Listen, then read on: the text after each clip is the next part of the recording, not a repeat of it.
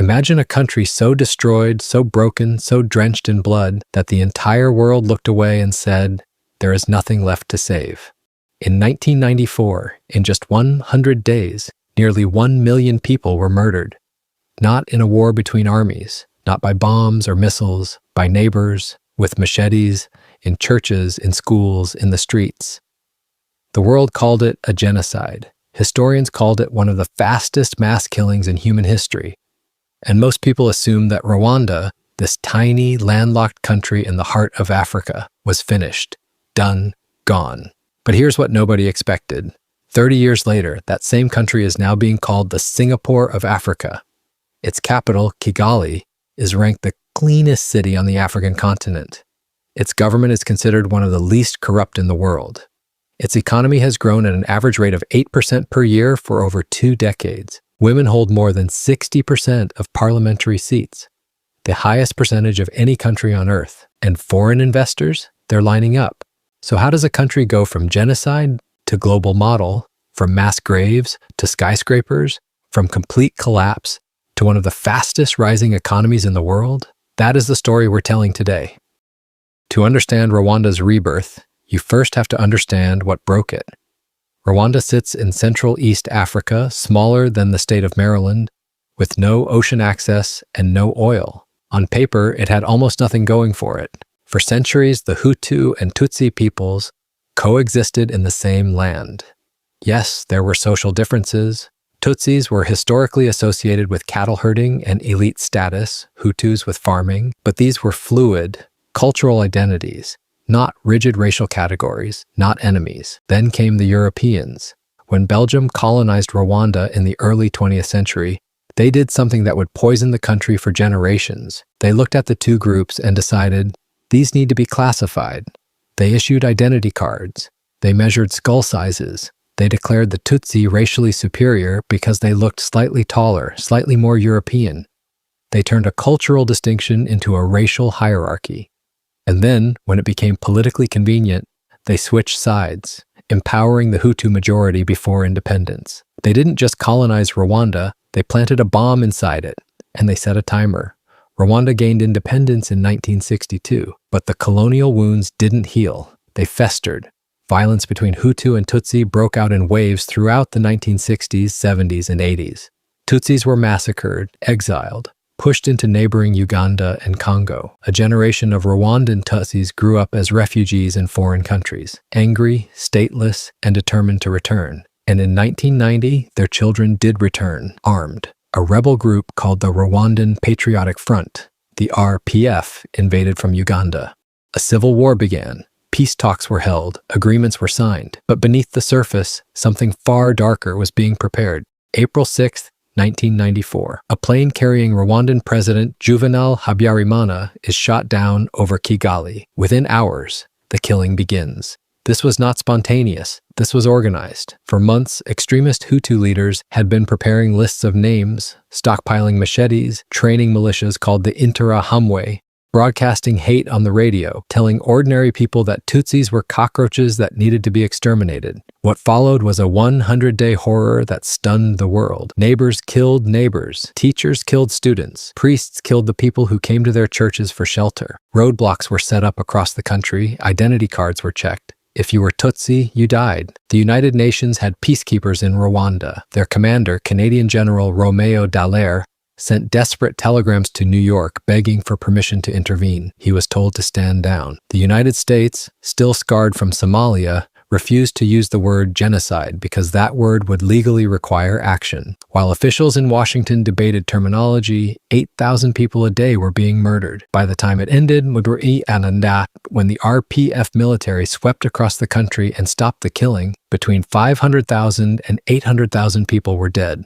Some estimates go higher. The exact number will never be known. 2 million people had fled the country. Kigali was a city of ghosts and corpses, and the world, finally forced to watch, felt a shame so deep that most people simply looked away. But Rwanda could not look away. Rwanda had to live in it. Here is where the story turns. When the RPF took control of Rwanda in July 1994 and ended the genocide, they faced a country that was, by every measurable standard, destroyed. The government had collapsed. The economy had collapsed. A third of the population was dead, displaced, or in exile. There was almost no functioning infrastructure, no rule of law, no money. And into this wreckage stepped a man who would become the most controversial, most debated, most consequential leader in modern African history, Paul Kagame. Kagame had grown up as a Tutsi refugee in Uganda. He had fought with the Ugandan army. He had built and commanded the RPF. He was disciplined, brilliant, cold, and absolutely certain of what Rwanda needed to become. He did not want pity. He did not want charity. He did not want Rwanda to become a permanent aid recipient, dependent forever on Western money and Western guilt. He wanted transformation.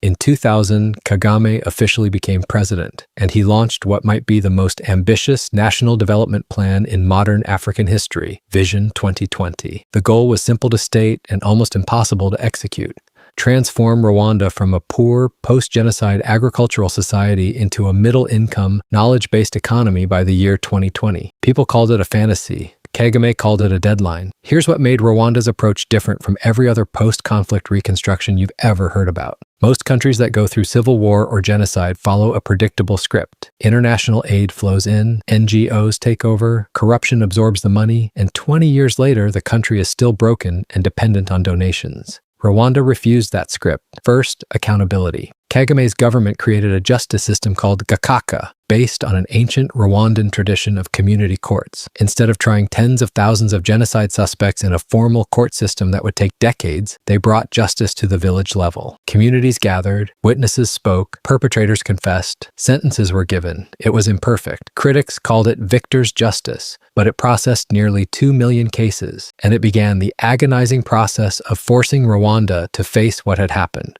rather than bury it. Second, unity over ethnicity. Kagame's government abolished ethnic identity cards, made it illegal to identify yourself publicly as Hutu or Tutsi. Rwanda declared, "We are all Rwandan." Critics said this was authoritarian, suppressing identity rather than healing it. Supporters said it was the only way forward. The debate continues. But the result was a country that stopped organizing itself around the fault lines that had caused the genocide. Third, anti-corruption as policy, not slogan. Rwanda became one of the most serious anti-corruption governments in Africa.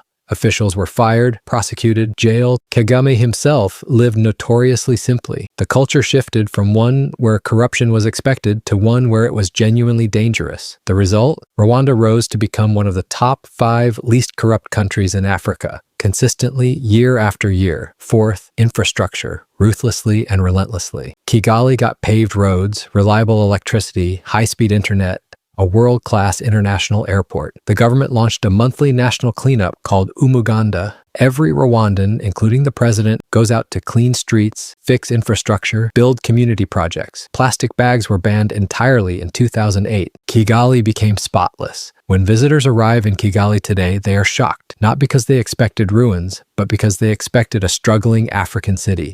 And instead, they found something that looks like Singapore. That comparison is not accidental. Paul Kagame has openly said it. His government has openly modeled it. Lee Kuan Yew's Singapore. Singapore in the 1960s was a tiny island with no resources, no hinterland, no obvious reason to succeed. Lee Kuan Yew took power and did something radical. He decided that a small country with no natural advantages had to be exceptional at everything else: governance, education, infrastructure, business environment, rule of law. Singapore became the best place to do business in Asia, then in the world. Kagame looked at Singapore and saw Rwanda's roadmap. Small country? Check. No meaningful natural resources? Check. Surrounded by instability? Check. But what Singapore proved, and what Kagame bet his country on, is that geography and resources are not destiny. Institutions are destiny. Leadership is destiny. Vision is destiny. So Rwanda built institutions. It overhauled its business registration system. You can now register a company in Rwanda in 6 hours online. It established the Kigali Innovation City, a tech hub designed to attract African and global technology companies. It built the Kigali Convention Center, turning the capital into a destination for international summits and conferences. Rwanda joined the East African Community. It pushed to become a logistics hub for the region. Its national carrier, Rwandair, now flies to over 30 destinations across Africa, Europe, and Asia, connecting a landlocked country to the world. And in 2021, Rwanda signed one of the most high-profile sports sponsorship deals in Africa, a partnership with Arsenal Football Club, the Rwandan flag on Arsenal's training kit. Visit Rwanda beamed into living rooms across Europe every week. Soft power, brand building, telling the world we are open, we are stable, we are ready. Let's talk about what all of this actually produced, because it's easy to talk about vision and leadership. Numbers are harder to argue with. In 1994, Rwanda's economy had been annihilated. GDP per capita was essentially zero. By 2023, it had grown to over $900. Still low by global standards, but a transformation so complete it is now studied in economics departments around the world. GDP growth averaged 7 to 8% per year for 2 decades. Even through COVID-19, Rwanda bounced back faster than almost any other African economy. Foreign direct investment has surged. Companies from China, Europe, the United States, and India are now setting up regional headquarters in Kigali.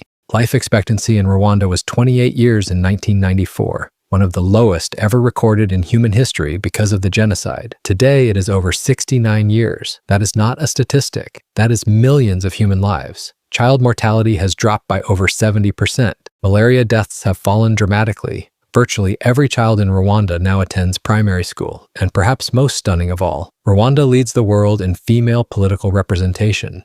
Over 61% of Rwanda's parliament is female. The most gender-equal legislature on the planet is not in Scandinavia. It is in a country that 30 years ago was eating itself alive. But here's where any honest story has to pause. Rwanda's success is real, but it is not without shadow. Paul Kagame has been president since 2000. He won his last election with 98.6% of the vote. Critics, including major human rights organizations, say political opposition in Rwanda is systematically suppressed. Opposition leaders have been jailed, exiled, or in some cases have died under suspicious circumstances. Freedom of the press is severely restricted. Journalists who criticize the government face arrest. International watchdogs consistently rank Rwanda near the bottom on press freedom. Kagame's government has also been accused of conducting military operations inside neighboring Congo. A complex, decades-long conflict where Rwanda's role remains deeply controversial. And the question of ethnic identity remains unresolved beneath the surface. Banning people from identifying as Hutu or Tutsi may have reduced open conflict. But some scholars argue it has simply driven divisions underground rather than truly healed them. So Rwanda presents the world with a genuine dilemma. Can authoritarian governance produce real human development? And if so, at what cost? Singapore faced the same question about Lee Kuan Yew. And Rwanda forces us to confront something uncomfortable, that the story of development is almost never clean. This does not erase what Rwanda has built, but it is part of the full picture, and any story that leaves it out is not telling you the truth. Vision 2020 came and went. Rwanda achieved most of its targets and launched Vision 2050. The new goal: make Rwanda a high-income country by 2050, a country where poverty is history, where the knowledge economy is the primary engine, where Kigali is not just the cleanest city in Africa, but one of the most connected, most innovative cities on the continent. Rwanda is betting heavily on technology. Coding is now taught in primary schools. Drone delivery of medical supplies to rural clinics has been operating since 2016, making Rwanda one of the first countries in the world to deploy this at commercial scale. Kigali is being positioned as the gateway city for doing business across Central and East Africa. As regional integration deepens through the African Continental Free Trade Area, the largest free trade zone in the world by number of countries, Rwanda's location at the heart of the continent becomes a strategic advantage rather than a liability. And the world is watching. Governments from Senegal to Indonesia to the Caribbean have sent delegations to Kigali to study the model. How did you do this? What can we learn? The answer Rwanda gives is always the same: leadership, discipline, a refusal to accept the narrative that some countries are simply destined to fail. Here's the final thought, and it's the one that matters most. Rwanda is not a perfect country. It is led by an imperfect man. It has contradictions and shadows and unresolved wounds that will take generations to fully heal. But Rwanda is proof of something the world desperately needs to believe right now: that the past does not have to be the future, that a country can look into the absolute worst of itself, into genocide, into mass murder, into complete collapse, and choose to build something different. That governance is a technology. That if you fix institutions, if you eliminate corruption, if you invest in your people, if you stay relentlessly focused on where you're going, then the starting point does not determine the destination. Singapore was swampland and fishing villages in 1960. Nobody believed it would become what it is. Rwanda was mass graves in 1994. Nobody believed it would become what it is, and yet, here we are. The Singapore of Africa is not a metaphor. It is a mission. And Rwanda is 30 years into a 100-year project to prove that the most devastating chapter in a country's story does not have to be the last one. If that doesn't inspire you, nothing will.